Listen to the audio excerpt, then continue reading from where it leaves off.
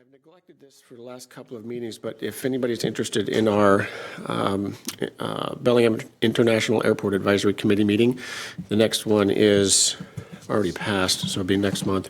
Our Technical Airport Advisory Committee meeting is this Thursday on the 17th at 9:30 a.m. in the General Aviation Conference Room, and our next Marina Advisory Committee meeting is April 12th at 6 p.m. right here. All right, let's go to our public comments, and looks like Pam Borso and then Jim Ace.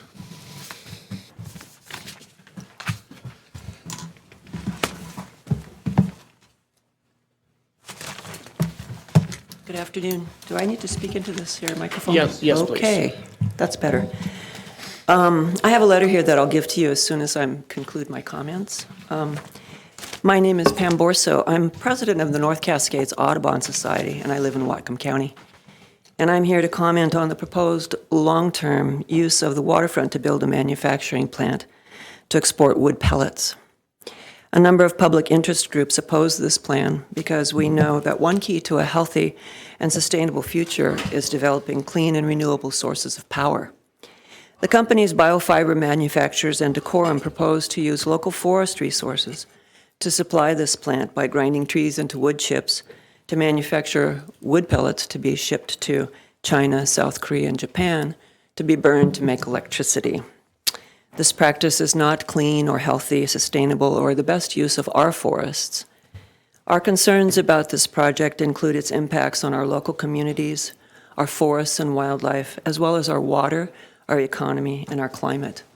Bellingham has previously engaged in a lengthy public process about its vision for the port.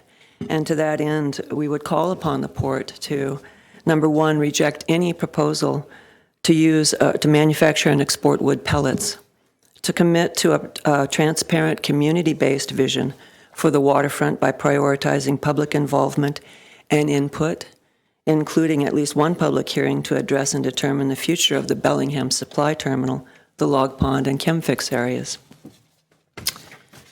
To solicit and engage tenants whose business is consistent and incorporates Bellingham's progressive social and environmental visions and values for the waterfront, and could include but not limited to wildlife habitat protection, recreational, public waterfront access, and that does not have negative environmental impacts.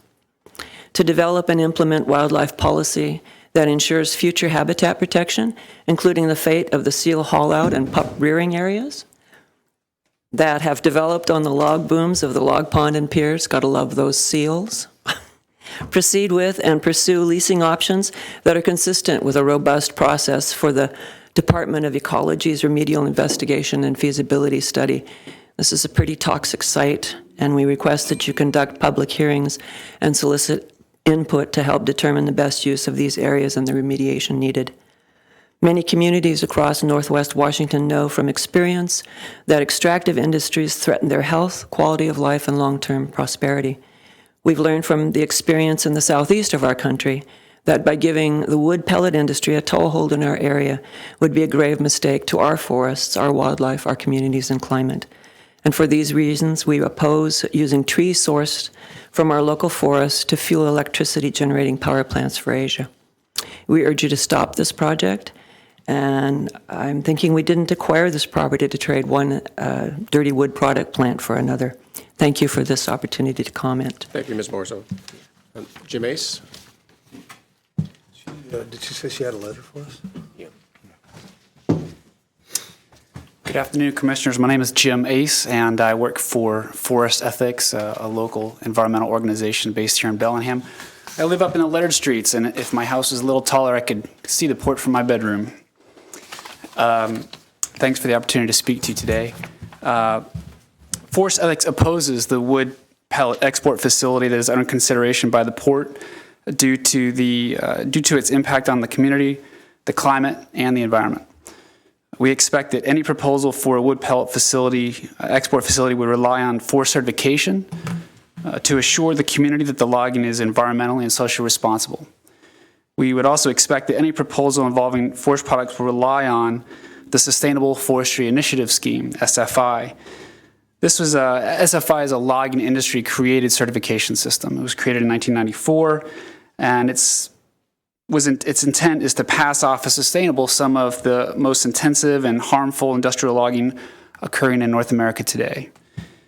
The average clear cut approved by SFI is 120 acres. That's the size of 90 football fields. Now imagine that. Imagine a clear cut that size and what that does, not just to the fisheries. So when it rains, you're going to have erosion into the streams and stream sedimentation that affects the fisheries. There are tremendous environmental impacts also to wildlife, et cetera. So the damage to forests, water quality, and wildlife are often permanent. Further, the timber industry wants everyone to believe that burning wood is a renewable, carbon-free source of energy, which is completely false. The science is clear. Burning forests for electricity hurts biodiversity, it belches toxic chemicals, and contributes to climate change. It produces a lot of carbon, almost 50% more than coal, for the same amount of electricity. It is inappropriate for the Port of Bellingham to negotiate or execute any lease of any kind on port property for the purpose of exporting trees or wood pellets from our local forests to be burned in China, Japan, and South Korea. We want healthy forests and families, not climate-killing schemes that hurt our community and mislead consumers about the logging industry's forest destruction. Just a note about the economics and the jobs. This is a bad investment. This energy market is volatile, and changes in both the energy market and carbon emission legislation would put any kind of project like this on an unstable foundation. We also know that residents of this county spend hundreds of millions of dollars, generate a lot of revenue and thousands of jobs connected directly to outdoor recreation. What impact will this kind of project have on that kind of recreation that does generate so much income and so many jobs? And finally, I'll end with the long-term sustainable development on the waterfront is what's needed. We need jobs that don't hurt our climate, our forests, our wildlife, and our community. I don't want 150 logging trucks every day rolling through Bellingham to feed this plant. So thanks. I have a question for you. Can you hear me in a second? Okay, Mike? Sure. Can we back up to the clear cut part there? You threw an acronym out there and it was what was it? SFI, Sustainable Forestry Initiative. Okay, and you said that circumvents what was wanted, that they're getting around regs with this SFI as far as clear cutting and stream buffers and so on and so forth. Did I hear that wrong? What we would expect is that any company that offers a proposal related to forest products would suggest to the community that it's sustainable because it uses forest certification generally, and specifically SFI, to assure us that it's responsible and sustainable. And what you're saying is SFI does not. Okay, that's correct. I want to be clear on that. Sure, and I'd be happy to provide you with a lot more information about that. Bobby B at portofbellingham.com, and I appreciate the information. Yeah, thank you. And the next name is Judith Atkins, but I see an arrow down to Jill's. Yes, Jill.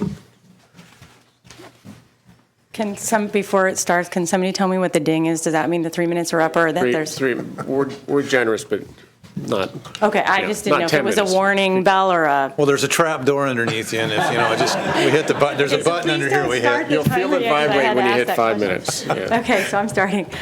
So my name's Jill McIntyre Witt. I live about 2 blocks up the hill right over there on Walnut Street.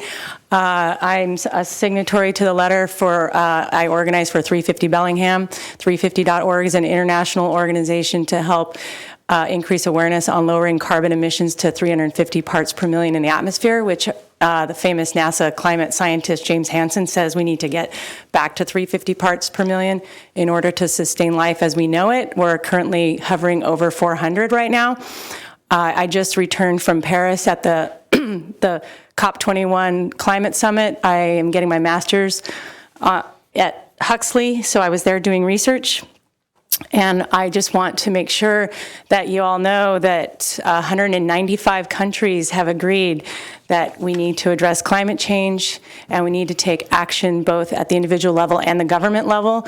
And every country submitted intended contributions to lowering carbon emissions. So for the port to go against what 195 countries are saying we should be doing just doesn't sit right to me. I learned about this proposal when I came back from Paris, so it's driven me to come and speak with you about this. I would love to talk more about it. I serve as a Climate Reality Project leader and mentor with Al Gore's Climate Reality Project, so I would be happy to do a presentation on climate change to help with that. Yesterday, NASA came out with a report that February was the highest increase of temperature for the month of February, and they don't like to do monthly temperatures. Climate changes over a long period of time, but the fact that it was unprecedented what they saw just last month, that they needed to get it out, that there's a climate emergency. I really want you to take this seriously. We have youth suing the Obama administration for inadequate carbon legislation. We have youth suing the Washington State to take adequate climate protections for the future. I don't know if you have children, but if you do, I would make your decisions based on protecting the future for your children. And if you don't, then maybe your people in your life that you know have children, and for future generations. This is a critical point in time when we have to make our decisions based on the long-term impacts of climate change versus the short-term gains for profit. I could go into, I think Jim did a good description about sustainability and the impacts of burning wood for energy. It just doesn't equate.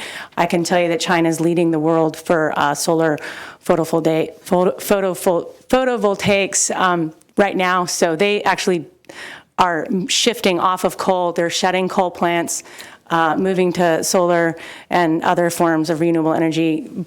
Shipping pellets to Asia just simply does not seem like a good idea.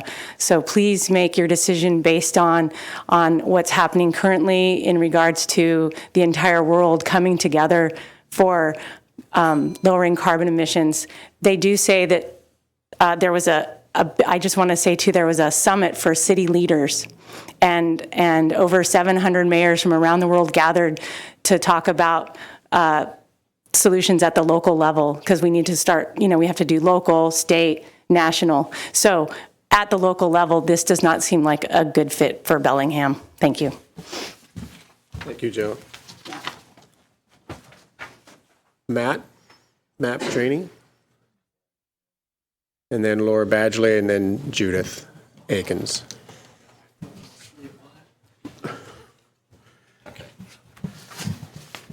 Hi, everybody. My name's Matt Petrini. I am the Clean Energy Program Manager at Resources for Sustainable Communities here in Bellingham, and I grew up in Bellingham. And I represent today over 20,000 of our members, most of whom live in Whatcom County. And we're signing on to the letter expressing concerns and opposition to the proposed lease of part of the shipping terminal to the wood pellet facility. We have a lot of similar concerns as those that have been stated already, and we appreciate the ports taking their time to do the due diligence necessary to see if this is a good partner for our community. And we really, based on what we've seen so far, based on our analysis of what the impacts of wood pellet shipping facilities would be, both on our community locally and on our climate globally, feel that this is not something we want to pursue as a community. This is not the right place to seek new economic development. And it kind of forecloses some of the better options that we might have for a better use of this site. So we'd really like you to move forward with the due diligence and make sure that you know everything you need to know to be able to make an informed decision on this proposal, but ultimately that you move to protect our community and say no to this lease. One of our chief concerns is climate change. The process of forestry and of converting carbon sequestering forests into energy creates a significant climate impact. It might take something like 35 to 50 years to resequester the carbon that we release by burning forests. The other thing is, given the global climate crisis, we definitely have a need right now to be sequestering as much carbon as possible in our local forests, and we're blessed with a ecosystem that allows us to actually take a lot of the carbon out of the atmosphere here locally. But in addition to that, we have a lot of concerns that relate to forestry as in terms of its local impacts and its impacts on our fishing industry. The fishing industry provides really important business to the port. It's something like 1,500 jobs here just in the Port of Bellingham in the fishing industry. Every tree that is cut down in our local forests, every stream that is forested basically has a significant impact on the ability of salmon to spawn in our local rivers and streams. And that's a critical resource that we need to preserve for future generations.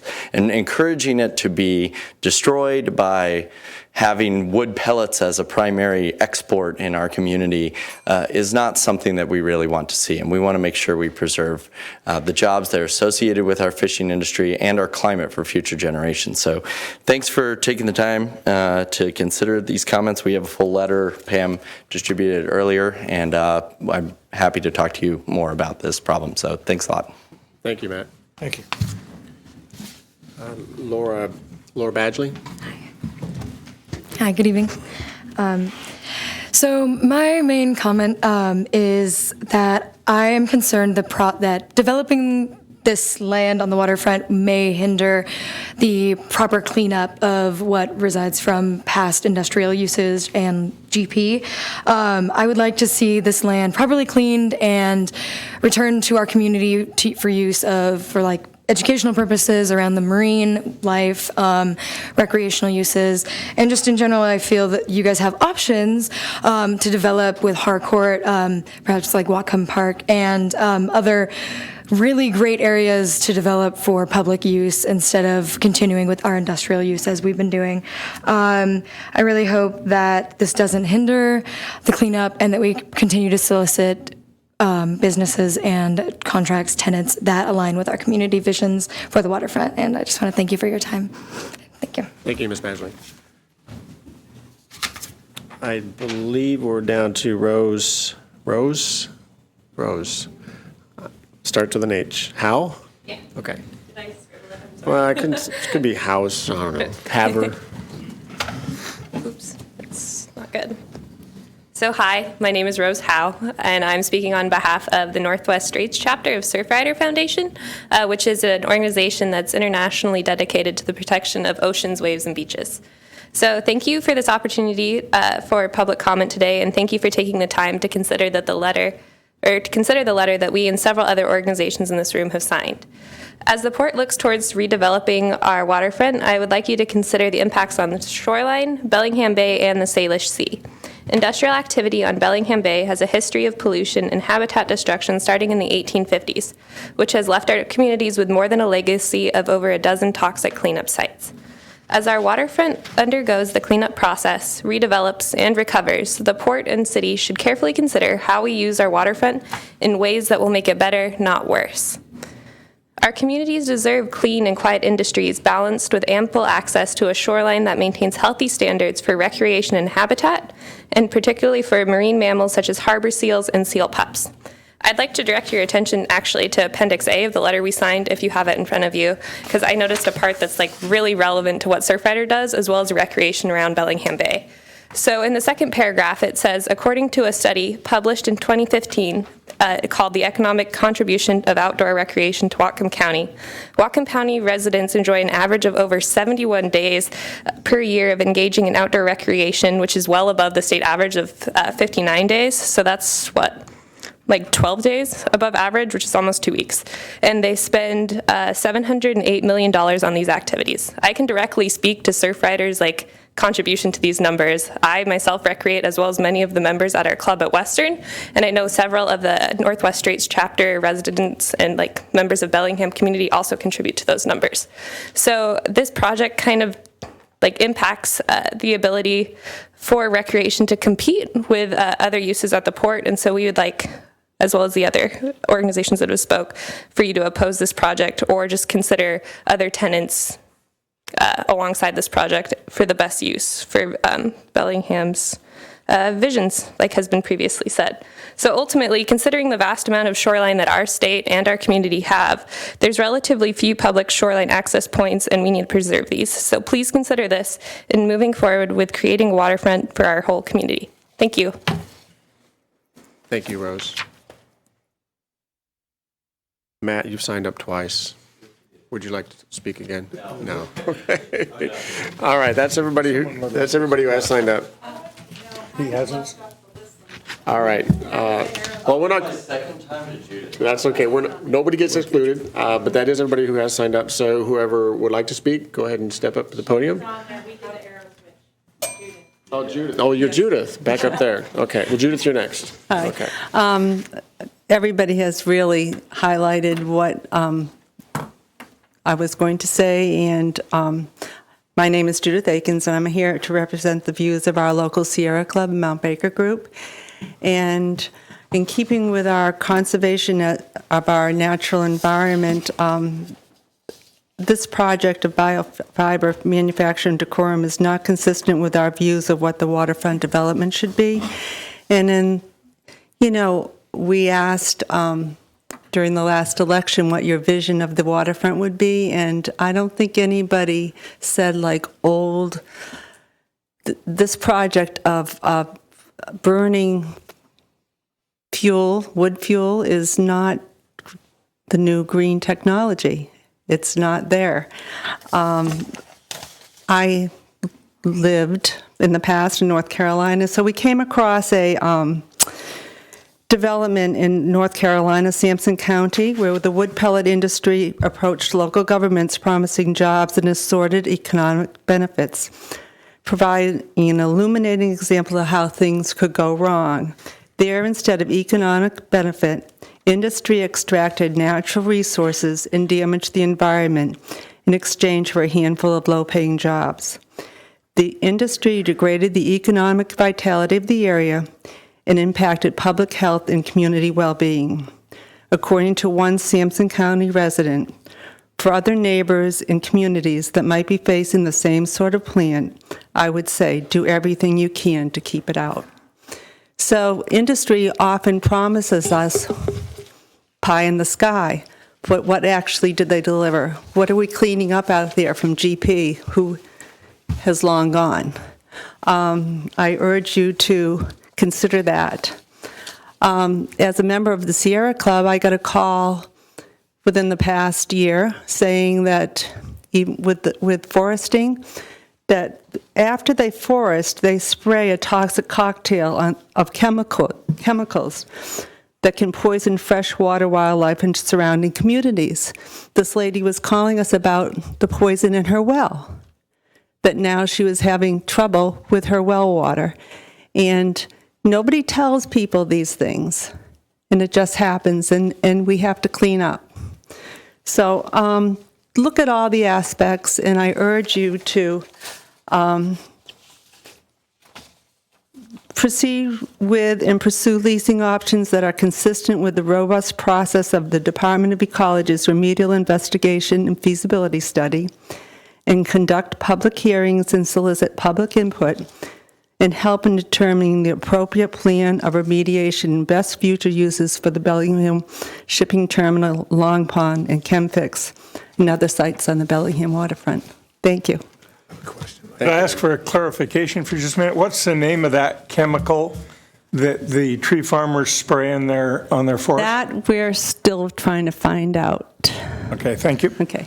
And on I that will get back to you on that. on that same subject, yes, if you could get back to us on that with maybe a reasoning why they're doing it or using it, as well as what it is. Well, it's for the next planting. They want to make sure there's So they're trying to kill. probably forest ethics can talk about this a little bit better. Yeah, so the way it works typically is, so they'll clear cut. Can you get a mic, please? Yeah. Thanks, Brian. Yeah, sorry. So the way that it works is after the trees are cut, they want to regenerate as quickly as possible. And so when you have whether they're actually replanting or allowing for natural regeneration. They want to keep down any competition for light for the trees that they want to regrow. And so they'll come through and typically either fly a helicopter over and spray chemicals like atrazine, 2,4-D, glyphosate, et cetera. And typically it's over a dozen chemicals that they can spray. There's very little regulation of it. Oftentimes, people that live there don't get sufficient notice. And so, it can also be applied on the ground, walking around with a sprayer as well. But the whole point is to try to knock down any broadleaf plants that compete with the seedlings. Giant weed killers. I'm sorry? It says giant weed killer, basically. That's right. Yeah, that's right. Thank you. All right, that does finalize everybody who signed up. So if you haven't spoken and want to, go ahead and step up to the Darren mic. wants to speak. Absolutely.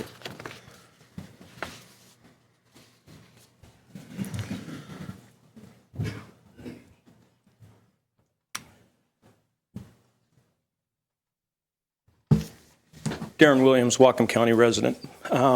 Bellingham, actually. I apologize for not getting on the sign up, but I had no intention of speaking here tonight. And I'm not prepared with any great notes or long letter to present to the commission. But I felt compelled to get up and speak in opposition to much of what I've heard. And I want to start off by saying I don't think it's fair to get a one-sided opinion of forestry practices without the forestry people here to represent their side of it as well. So not that he's wrong, but I don't know that he's right either. I understand the positions of the environmental groups. I appreciate lots of them. I like what's been going on. But for decades in this industry, in this world, we were dictated to by industry, oil industry, mining industry, steel industry, whatever it was, how things were going to be. That wasn't good.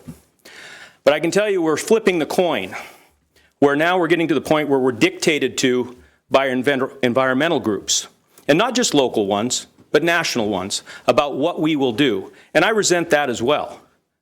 I don't like the idea of national groups coming in and stepping on what local people think should happen. And I don't mean to offend anybody, but I have to say these things. Otherwise, I don't think I'm representing myself, born and raised here, my family born and raised here, since the late 1800s, who have been loggers, fishermen, carpenters, mechanics, school teachers, and the whole gambit of occupations that rely on industry. Now, we can talk about how great it will be to have all these great green industries. But as they come up and they oppose one, I very seldom, on occasion, rarely, do you hear a suggestion of something in place of it. That's essential. If we're going to stop industry, whether it's this kind of industry or another one, we've got to have a replacement for it because we're losing it every day. We're losing the jobs. And they're going out the window. And we're stifling the ability to replace them with extreme viewpoints. Just as extreme as the viewpoints were by oil, mining, steel, for profits, now our viewpoints are for resistance of anything new, any progressions. We can't do that. So, my suggestion, my view, my position as a taxpayer and a voter is I want the port to consider it under the charter that the port is established under the Constitution of Washington, which is to protect the waterfront for uses which are dependent on needs of the water.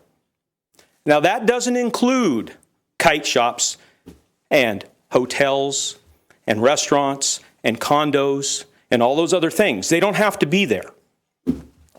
Somebody spoke here just a second ago about public access to the water. I challenge anybody to take a look at the public access from the Skagit-Whatcom County to the Canadian border. And then look at how many of them are undeveloped, underutilized, unknown.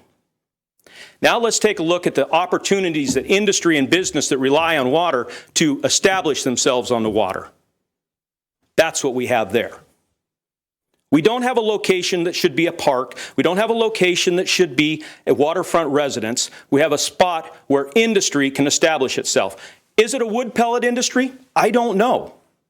But we shouldn't slam the door on them.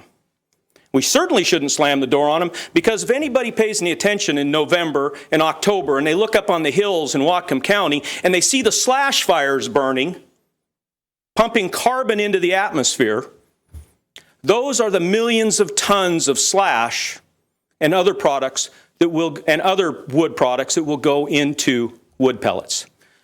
We're not talking about, not me, they're not talking about clear cutting the forest to produce wood pellets. They're talking about making wood pellets out of trees that are not good enough to cut lumber out of. There's a big difference. I don't want to stand here and say that I have the answers, but I do have a perspective. And my perspective is not what's been exhibited by the previous speakers. I respect their right to say so, just like I hope they respect my right to speak my mind. But I would implore the commission to look at it from where you're chartered and what you're supposed to do. And don't be too influenced by all those national corporations. Yeah, they're corporations. Environmental groups are corporations. It's business. Whether they're local or whether they're national, it's business. And they have an agenda and they have jobs that they have to maintain and perpetuate. That's all I have to say. I'm sorry. I didn't intend on speaking, but it was an emotional topic, and thank you for your time. Thanks, Darren. We haven't heard from our local longshoremen in a while, so it's good to have you here today. Thank you for that. Anybody else that would like to speak during this period? Okay, we're going to close our public comment period and move on to our regular agenda. And I think that given the public comment today, you can certainly see the challenges of having a shipping terminal where resources come and go, that it's not as easy as one might seem on its face.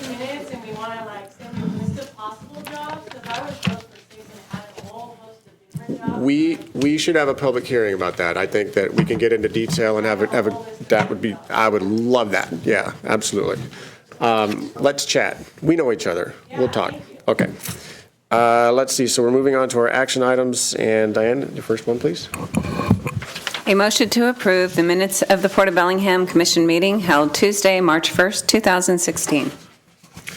All right. Any discussion about this?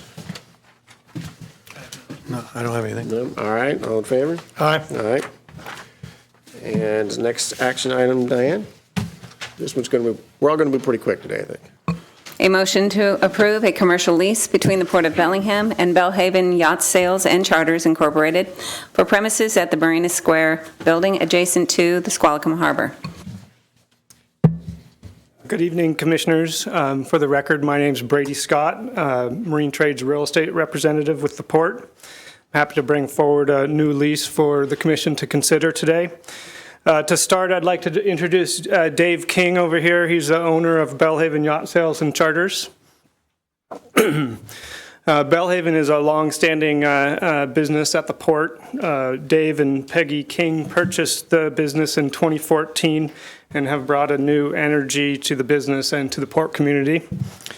They currently reside in 2 lease spaces at the Marina Square, Squalicum Esplanade area, which are about to expire on their terms. Instead of renewing those spaces, Belhaven desires to consolidate and expand into a larger 2,000 square foot space that's vacant in the Marina Square building. These premises, the proposed lease area is the old Radar Marine space across from the Sawtooth Dock at that end of the Marina Square building, which have been vacant and on the market for over 4 years. We've been attempting to market that space for marine trade use, but it has been onerous to recruit someone into that space due to the layout was set up for a special purpose, being an electronic sales and repair business. The space is somewhat dated and needs improvements to make it more marketable. The lease now before the Commission provides for the following. It commits the port to do some improvements to the premises prior to occupancy.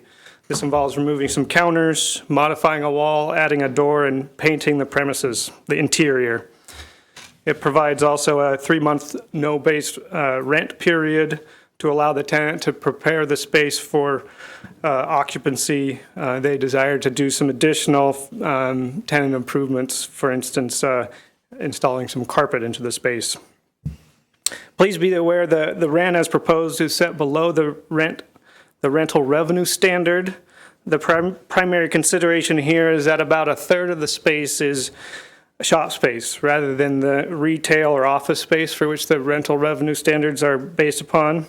And so the rent to start was calculated using a lower rental rate for that portion of the premises. The rental rate is also consistent with the notion of attracting lease rates for commercial marine businesses and to maximize marine trades occupancy in port buildings. It's a 5-year term on the lease with one 5-year renewal option, and other than that, it's a standard. It has standard lease terms and conditions. So I believe this is an exciting opportunity for both Bellingham and the port. Bellingham would get to a nice space to consolidate and expand their business into, and the port would be able to move forward with leasing that space. So with that, I'd like to recommend commission approval. Question? Yes, I do have one quick question. Brady, the term additional rent, how is that different than CAM rent? CAM charges is a common. It's similar, the same. It's basically just different the same term. type of. Thank you. Just different term. Thank you. And they're located down the building now, further down, and towards the port office? 4 doors down. Okay, so is that, they're going to give up that area? That's right. That's a smaller area. Mm-hmm. Okay. I had a question on the 3 months. 3 months to put carpet in and move in seemed like a long time to me. Yeah, it makes it economical for the tenant to move into that space. So this does seem a little out of the ordinary, but they are very long-term tenants, so please don't seem or feel that this is pejorative at all about the tenants. Questions I've got for you, Brady, are, one, the transaction does not meet rental revenue standards, but we're also using Resolution 1106 as a justification for the lease we're offering. So on the one hand, we're saying it doesn't meet our standard, but on the other hand, it says we have a rule that says we can do that. Do we need to say that it doesn't meet revenue standards? Well, when I speak of the revenue standards, I was thinking of the actual rates that are set for that particular building. Okay. And it's below that, which that's what I was trying to communicate in Okay. that. So it may be valuable for us to have some sort of language that says that when we're dealing with commercial marine businesses, that that we find a standard. And I don't know whether we have done that yet. That might be something we should look at doing. And in Resolution 1106, Section 2, I'm looking through that, and I can't find how that's related to what we're doing here, though, where it says the base rent set in recognition of 1106 Section 2 about offering attractive lease rates to commercial marine business, but I don't see that in Section 2 of 1106. So I'm hoping someone can help me find that.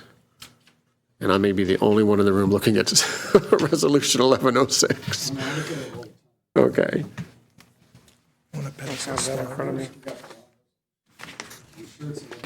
Rental revenue standards, and it's the preliminary language in that section that provides. I think there's 10 or 12 points in there that lead up to the actual rental revenue standards, which are the building rates.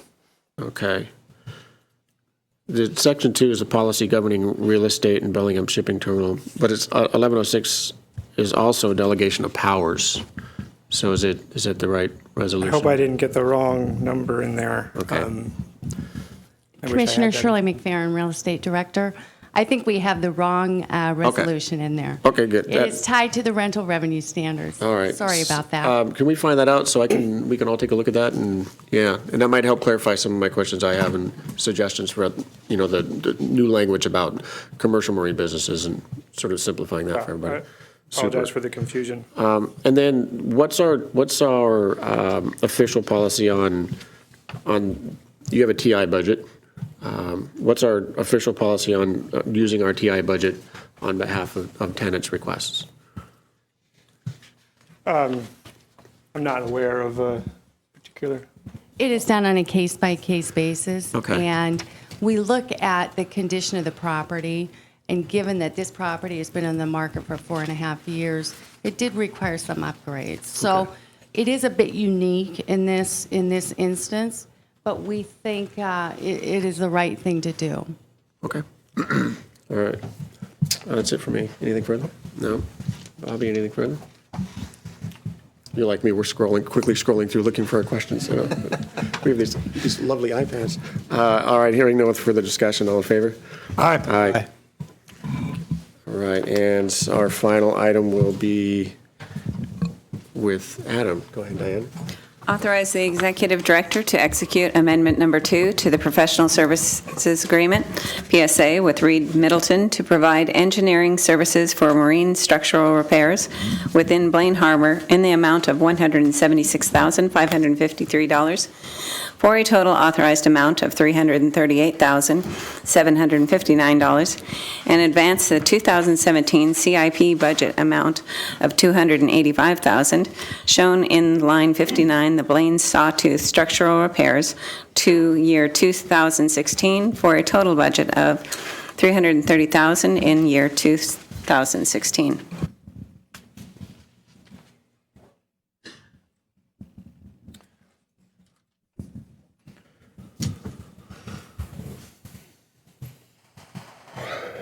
Good evening, Commissioners. These are 2016 project budgets that we are simply putting to work. One exception, and that is the Sawtooth, which we're asking to advance the 2017 amount of, pardon me, of $285,000, moving that forward to 2016 for utilization this year. We're affecting 6 different properties in Blaine, and we simply have these things grouped for efficiency, both in the design phase and later in the construction phase. I'm happy to go through the history of the PSA or what work we're doing if that's needed, but it is the recommendation of the staff to proceed with this PSA amendment. Do the Commissioners have any questions? So the only additional work that would have been outside the scope we talked about in the last budget session, which was last year, would be the Sawtooth repairs. You are correct. Okay. That's all for me. Dan? And the part we're moving forward from last year's budget is just the repairs, not the complete job. The part where, do you want to speak, Rob? I'll go for it. The part we're advancing are the immediate repairs to the Sawtooth that were budgeted to occur in 2017. We're advancing those to this year. Right. Does that answer your question, Commissioner? When was the complete repair of the Sawtooth dock? It was not, but it's currently not budgeted. It was never budgeted. Correct. Even for 17. You're correct. Okay. So when we move this from 17 to 16 to do it, will we just be over budget, or is there something we're moving to 17? Oh, I understand your for question. The total project. Yeah, for the... We're moving it from 17 to 16, the Sawtooth dock, is that correct? You're correct. We're removing the immediate repairs to the Sawtooth from 17 to 16. Right. And So your will we question spend that in 16, or are we delaying something else till 17? We will spend an extra $285,000 in 2016. Thank you. That we won't then spend in 2017. Okay, so we're just moving it forward, spending more this year. Thank you. Correct. Thank you. Just for clarification on that too, because although the Sawtooth specifically was not in the 2017 budget, we did budget approximately $3.7 million for Blaine projects that we weren't sure exactly. We knew there's a lot of work needed up there, but we didn't have it designed or scheduled specifically. Was that bonded? Was that part of the bonded money we were talking about, or was that no? That separate was from that? It's separate from Okay. that. Okay. Thank you. Let's go. This guy should be happy. All right. All right. Well, I hope the folks up there that have to use the dock are happy. That's what I hope. Yeah. Instead of having to wait another year for a dock that now is unusable, period, we can have something to use. We'll get there, slowly but surely. Yeah. Absolutely. All right. Anything further? No. All right. All in favor? Aye. Aye. All right, thank you, Adam. Thank you, Commissioners. That does conclude our regular business. New business, gentlemen? I have none. I have a clarification, I guess. It seems like we can't talk other than in public.